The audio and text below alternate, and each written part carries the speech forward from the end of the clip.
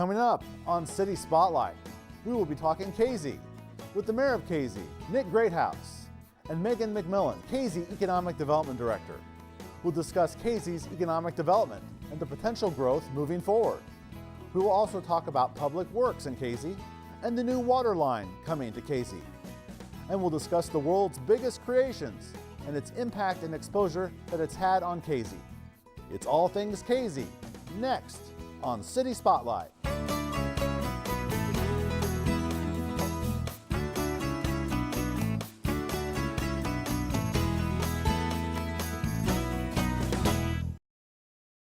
City Spotlight is supported by Consolidated Communications. CCI is honored to salute the cities and their leaders in the area, as well as providing TV, internet, and phone service to local homes and businesses. We live where we work and are proud to support the communities we serve. More information available at consolidated.com.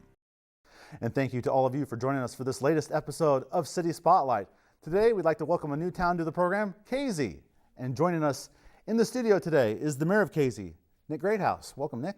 Thank you. It's a pleasure to be here. And Megan McMillen, she's Casey's Economic Development Director. Welcome, Megan. Thank you. Pleasure to have Casey on here for the first time, and you two in the studio with us today. We'll hopefully learn a lot about Casey here on this first program. First, let's learn about you guys just a little bit. Nik, tell us about yourself, please. Well, I'm a Casey boy, homegrown. Grew up, went to all the Casey schools, of course, and then I left for a while. Went to Eastern, so I'm an Eastern alum. Left and did some teaching. As some of my friends would say, just couldn't hold a job. I was here and there in the next place for a few years, but then became I was a teacher, was industrial arts, driver's ed, physical education, a lot of different things, and finally became a principal, a high school principal at Stewart's in Strasburg for 7 years, and then back to my hometown in Casey for 11 years as the high school principal before moving to the Regional Office of Education here in town for the 7 counties in the surrounding area. So education's been my way of life. I guess once you get into education, you want to stay into it if that's your lot in life, and that's kind of what I felt like it's been. So many years in education, got you involved with city government. Yes, it's my hometown. After I had retired, I thought, I need to give back, and I always felt like that's kind of what I was doing when I was back in my hometown anyhow, giving back to the community. I always felt like that was what I needed to do, and so this opportunity came up. I thought, what the heck, why not? And I got elected. We're going to talk about a lot of things here, but Nik, just short answer, what excites you most about what's happening in Casey right now? Oh my gosh, I never really thought that my hometown, I never really thought that I would see the type of crowds that we have, the parking spaces filled up downtown. When I was growing up, a Friday evening or a Saturday evening, there would be crowds downtown. But now it's just virtually every day. In the summertime, it was every day, and I would just shake my head at the number of people and the number of cars, and from a variety of states across the United States. It's just pretty exciting to see that kind of enthusiasm for our little town. All right. Thank you for your initial comments, Nik. Welcome. And Thank Megan, you. let's learn a little bit about yourself, please. Yeah. So I didn't grow up in Casey. I actually grew up in West Illinois, in Warsaw, Illinois. Okay. I attended school at Illinois State University, and I relocated out to Phoenix, Arizona. Recently became engaged, and my fiance grew up in Casey, and we relocated back to Casey. Okay. What did you know about Casey before you came here? I knew that it was a small town, a little bit bigger than the town I grew up in, and his parents just kept telling me about the big things that were happening in Casey. And so you said you've been on the job here now about 6 months roughly, and yeah, 3. I think it's more like 3 months. Okay, so you've been on the job less than a year. Yep. What have you learned in this short time span about what Casey's all about? I've really just learned how a successful community works together, and what moving parts go together in order to make that happen. Okay, very good. All right, since you guys have both introduced yourselves, let's learn about the town of Casey. So let's start with economic development, and I guess the first area would be to talk about agriculture and energy. So whoever wants to start it off there. Well, Casey, maybe disputedly, north of Casey, an oil field, I believe people will tell you that was maybe the first oil well in the state. It brought about a boom of oil in Casey, and at one point, Casey was one of the larger communities in southern Illinois because of the oil boom. And of course, agriculture in central Illinois is the big deal anyhow, but the oil just added to that, and sometimes there was some conflict between the oil and agriculture, but over the years they've learned to get along, and they see the benefit of both, and that has been to the advantage of Casey certainly. And oil, you know, has gone through its ups and downs. I think it's rebounded. Certainly you see more oil wells, more little rigs in the fields, but it's still an agriculture and oil community. All right. Anything you want to add there, Megan, about the Bullen Enterprises? It deals a little bit with that. Yeah, so they're a pipeline maintenance company. So with that boom of the oil, they got that opportunity, and obviously their success has helped Casey grow as well. Okay, so starting point there, and let's move on to the mom and pop shops in downtown Casey, and tell us about the variety of what you have there. Go ahead, Megan. So we have a lot of different shops downtown. We got ice cream shop, we have a candy store, we have little restaurants and a bakery. Most recently, we've gotten a bed and breakfast opened up. We've seen new mom and pop shops kind of open up here and there with the economic development and the growth that's happening in Casey. And we've had a lot of interest from people from outside of Casey, as well as our own residents wanting now to open up businesses. They see that opportunity in Casey. Okay, so yeah, you said to me previously before we started taping that people are looking to open in Casey, and that's got to be a real a positive thought moving forward, that people are looking. Yes, yes. To see that people see the future, they can see the future being successful in Casey is a benefit, and it makes us excited. Okay, very good. And certainly growth has been attributed recently toward, you have a couple of billboards on Interstate 70, and we'll talk about the interstate in a little bit here, but you have a couple of billboards, and they highlight some of the world's biggest things that we'll also talk about a little bit later. And those have sparked some recent new businesses in Casey, and also the potential for even a few more. So tell about the recent positive impact that those billboards have had on Casey. So the billboards have definitely brought in new tourists and new people into the town. With that overflow of people coming through, that's what's really, bringing money to Casey, allowing people to see that there is opportunity for business. So it's one of our main marketing advertisements at this point. Okay, and it's spawned 4 new local businesses, and you mentioned that potentially this fall 3 additional ones. So, yep. So that's Nik, that's got to be, being from Casey, to see that kind of immediate impact from something as 2 billboards. It's a real shot in the arm. Yeah, and I would mention too that probably when people see those 2 billboards, not probably, I know it to be the truth, then they'll get on their social media, on their smartphones, and try to find out what this big thing is all about in Casey. And we've had several people say, well, they saw the billboard and then they got on their phone and they saw there were several things, and they were just passing by, decided to stop on through. And that's fun too, to have them come into City Hall and make the comment. Just the other day, I had a gentleman from Virginia come in who was the mayor of a small town in Virginia, 300 people, but he wanted to come in and meet the mayor for whatever reason of Casey and just chat. And there have been other people that just wanted to come in and do that, and that makes you feel good for Casey when you hear positive comments from people you don't even know. I mean, they just come in and want to tell you how nice a little town you've got. And when they're coming, they're shopping and they're purchasing from our different little shops, so that helps as well. They stop in, and so we'll talk about the generation of tourism here in a bit with the big things. Mentioned there are several historical older buildings in Casey. You mentioned one of them has turned into a bed and breakfast, and you said you have an abundance of those that could become something for some business person. Yes, our Main Street and Central is filled with historical buildings that are either available to be purchased or rented for starting businesses, but most of them do need some renovation and some work. So there is an investment that would be had if they did decide to do that, but there is the opportunity in Casey and the land and buildings. So lots of opportunities, the potential of those filling up.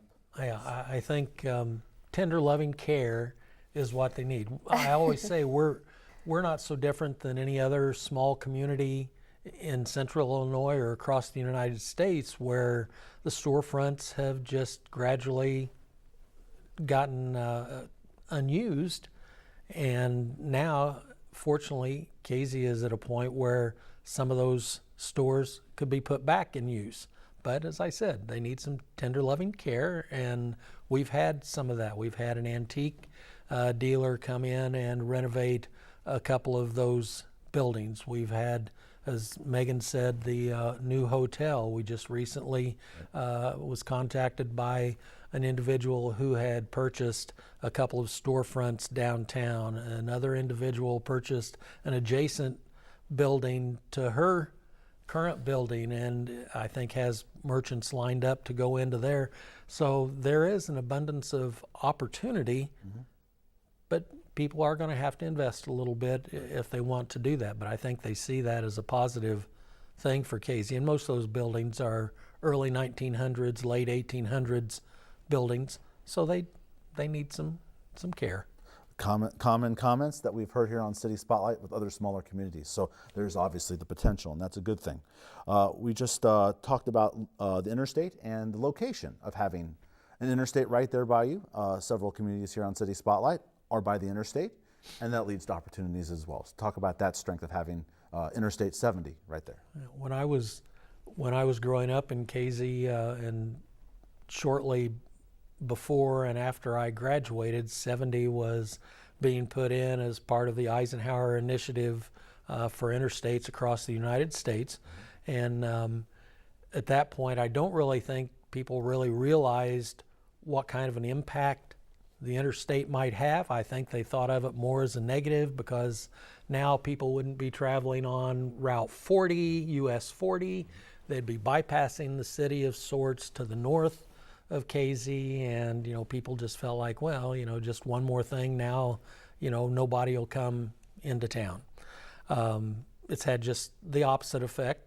There have been small businesses, the fast food restaurants that pop up close to any interstate, a hotel that came in close to the interstate, and now that's become a pathway into town from the interstate.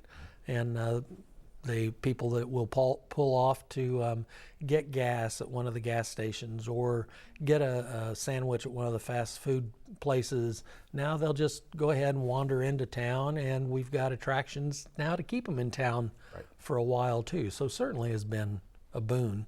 And Megan, dealing with economic development, the potential for a manufacturer is always there as well. Right, with being right off the interstate, there's a potential for creating new exits or using the ones that are already there for potential manufacturers.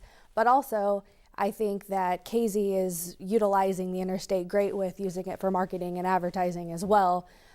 So it's definitely an asset for Casey. So the billboards and the interstate working together, and they've certainly done very well recently. Before we talk about the world's biggest things, Nik, let's talk about Public Works and something that was referenced in one of our other towns here on City Spotlight, Marshall, a water line coming to Casey. So give us an update on what's going on there. Yeah, in fact, right now, tomorrow, we hope to go online with our new water system. Okay. It's been probably about a year in the works of laying a 17-mile pipeline from Marshall to Casey. But as I said, we're finally ready to get it up and running. They'd had their last run through, I believe, yesterday, Yeah. tested pumps and everything, and tomorrow is going to be the day we're going to get new water. It's going to be to the city's advantage, we believe, because it's going to be cheaper for us to purchase the water from Marshall than it was going to be to have to reconfigure our current pumping system and re-drill some wells. And the water is going to be of better quality, we understand, also from their aquifer. So it's an exciting thing for the community, I believe. Hopefully it will be just what we thought it was going to be. And at the same time, we've had which is not nearly as exciting, but a sewer project with a new sewer plant being built also. Part of that was required by the EPA, but we also have a new sewer system that's about to go online as well. Right. So some of our utilities are being upgraded. Hopefully that will be something that possible new businesses would look at as well. We have the possibility of more water than we could have produced previously from our wells, so we won't be using nearly what we could use in our contract from Marshall. So there's some possibility for expansion from that aspect too. You referenced the tomorrow. We're taping this on October 3rd. Hopefully everything's been on for about a month's time. Yes. So very good. Without further ado, let's talk about the world's biggest things. There's 8 of them exactly to be in Casey right now. And let's talk about where did this all get started. There's 8 of them. So when did this all get started for Casey? Probably there was some skepticism to start out with. Jim Bolin wanted to give back to the community, so he's been the driving factor with these big things. And there was talk of the world's largest wind chimes, and there was some chuckling and going, yeah, okay, so what's that going to be all about? And before you know it, then there was the world's largest rocking chair and the world's largest knitting needles and crochet hook, and then we started to see people coming to town. And I had told my wife, she was one that was skeptical. Oh, I hope she doesn't shoot me for that, but she was one that was a little skeptical. And I said, there are people that travel around and just look for the world's largest things. I said, we'll have some people come to town off the interstate just because they see the billboard, see the advertising for world's largest. Doesn't matter what it is, world's largest ball of yarn, whatever. They'll want to see it. And when you end up with 8 of them, and probably more to come. Okay. It's bringing people to town from all over the United States. So from Nik's perspective, from Casey, and you came via your fiance, who's from Casey, and you had heard about them. When you saw them, what was your first reaction? Wow, those are large. The first thing that I saw was the wind chime because it was the first big item. I remember when it got done, we came to visit, and I was just like, wow, this is neat. Cool thing to see once, but as more of them started to appear in town, I think that's definitely what is the interest, that there's multiple of them. What's been the community's reaction over time now that these things are drawing people from all over Illinois and beyond to Casey? I think there's positive and negative feedback. Some people really like seeing the tourists and talking to the new people that come through town. There's been complaints that there's a little bit of traffic now, that they have to wait a little bit longer at the stoplight, but most of it's positive feedback. And you've recently had some major exposure. A national news organization came by and did a feature, and reaction to that, to be featured on a national program. Yeah, actually, in 2 days' time, we had national exposure from NBC one Saturday evening, and ironically, the next Sunday morning, CBS as well aired a segment about the big things, and immediately on Monday, Megan and I both were receiving emails, calls. We saw this on CBS. We saw this on NBC. Does it cost anything to come see them? What's this all about? Just amazing. And I think that's probably the reaction of most of the folks in town too, is this is amazing. What a transformation. 5 years ago, who'd have thought that we would have congestion in our downtown? Yep. And that's been a comment from several people too, is congestion. We avoid the downtown area now. And it's just the matter that there are a lot of people around. So the big thing's bringing some big exposure. Can you put a monetary number on how many people are visiting Casey because of the big things? I'd say hundreds a day. Really? And on weekends, I couldn't even put a number on it yet. We are tracking. That's something that we're working on tracking, so it's definitely going to be utilized in the future. And you guys already kind of referenced something that I was going to ask you. Is there a number 9 on the way? Yes. There is, okay. And maybe a number 10 and Yeah. number 11. Like I said, Jim Bolin has been the push for this, and he has a lot. He's a thinker. He has a lot of ideas. He's expressed a lot of ideas. It'll be interesting to see where it goes from here, but there's definitely more in the works. So an idea that has certainly has spawned and created a whole lot of new opportunities for Casey moving forward, and look forward to seeing what 9, 10, 11 and any more from that point. Megan, you referenced the big thing in Casey used to be the Popcorn Festival, Yeah. and now it's the big things. But the Popcorn Festival has been going on for about 30 years. Happens at the beginning of September. So for folks such as myself, shame on me, that haven't been to it, tell us about the Popcorn Festival, please. Yeah, so it's an event at the Fairview Park in Casey, and when you're there, you get free popcorn the whole time. Different vendors like to set up there, and we have a fish fry.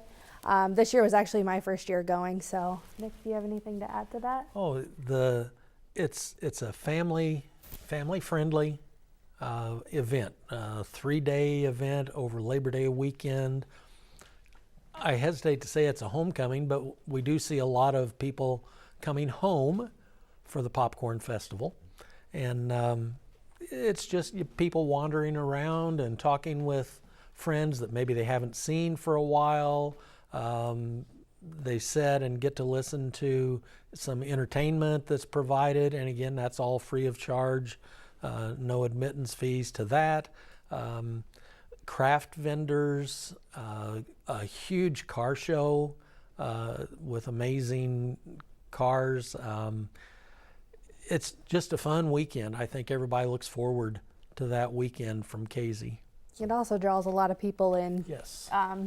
to our businesses as well. So not only is it a benefit for them to visit, but the city's benefiting too. And to kind of go right along with that, with the crowds downtown, Labor Day weekend was, I keep using the word amazing, but was amazing downtown. It wasn't like a family, a group of 3 or 4, adults and their children, but it was a group of people, maybe 8 or 10, and not just one group, several groups of people on the streets, to the point that you didn't feel comfortable driving through town. There were just people everywhere, just kind of crazy. In the short Good last, crazy. That's very good to hear, and amazing. That's a very, very good word to use. I love using the word amazing also. In our last couple minutes here, you have one more activity coming up here in December, something you can highlight? Yeah, the Candy Cans on Main. It's a Christmas festival that's going to take place on Main Street. A lot of the different businesses and vendors are going to be open on the street, and there's going to be activities for kids. Our shops are going to have discounts, and there's going to be some fun cookie decorating, so it should be a good thing to get you in the Christmas spirit. All right, very good. There's several things that I had on the list here on this first episode on Casey that we'll have to leave off for the next taping, and appreciate your guys' time here today and learning about Casey here on City Spotlight. Nik Groothuis, the Mayor of Casey. Thank and you. Megan McMillen, Casey's Economic Development Director. It's been a pleasure having you guys on. Thank Been you. a pleasure being here. Thanks for inviting us. Pleasure. And that'll do it for this episode of City Spotlight, our first episode here on Casey. We'll wrap up the program by taking a look at some of the upcoming activities going on in Casey.